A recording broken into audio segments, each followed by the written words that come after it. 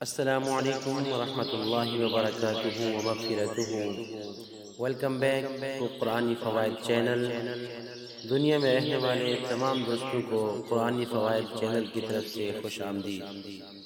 دوستو، آج ہم اللہ تبارک و تعالیٰ کے فضل و کرم، اس کی عطا سے، اس کے پیارے محبوب صلی اللہ تعالیٰ علیہ وسلم کے صدقے اور وسیلے سے ماہ رمضان کے اندر ایک روزہ دار مومن کی شان کیا ہوتی ہے، آئیے سنتے ہیں۔ حضور سرور کائنات صلی اللہ تعالی علیہ وسلم نے ارشاد فرمایا کہ جب مومن ماہ رمضان میں بیدار ہوتا ہے تو اس سے فرشتہ کہتا ہے کہ اٹھ، خدا تجھ پر رحم کرے۔ پس جب وہ اٹھ کھڑا ہوتا ہے تو اس کا بستر اس کے لیے دعا کرتا ہے کہ اے اللہ، اس کو جنت کے بلند بستر عطا فرما۔ اور جب وہ کپڑے پہنتا ہے تو وہ اس کے لیے دعا کرتے ہیں اے اللہ، اس کو جنت کے جوڑے عطا فرما۔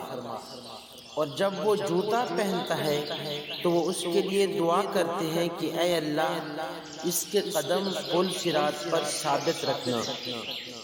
اور جب برتن لیتا ہے تو وہ برتن اس کے لیے دعا کرتا ہے کہ اے اللہ، اس کو جنت کے آب پورے عطا فرما۔ اور جب وہ وضو کرتا ہے تو پانی اس کے لیے دعا کرتا ہے کہ اے اللہ، اس کو گناہوں اور خطاؤں سے پاک و صاف کر دے۔ اور جس وقت کعبہ شریف کی طرف منہ کر کے نماز کے لیے کھڑا ہوتا ہے تو بیت اللہ اس کے لیے دعا کرتا ہے کہ اے اللہ، اس کی لہر کو روشن کر دے اور اس کی قبر کو کشادہ کر دے۔ اور پھر اللہ تعالیٰ اپنے اس بندے کو فرماتا ہے کہ اے میرے بندے، اب تیری طرف سے دعا ہے اور میری طرف سے قبولیت ہے۔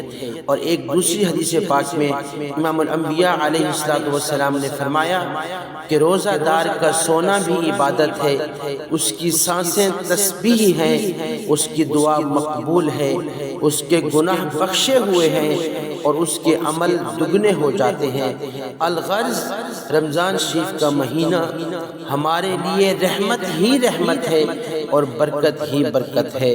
اللہ تبارک و تعالی ہم سب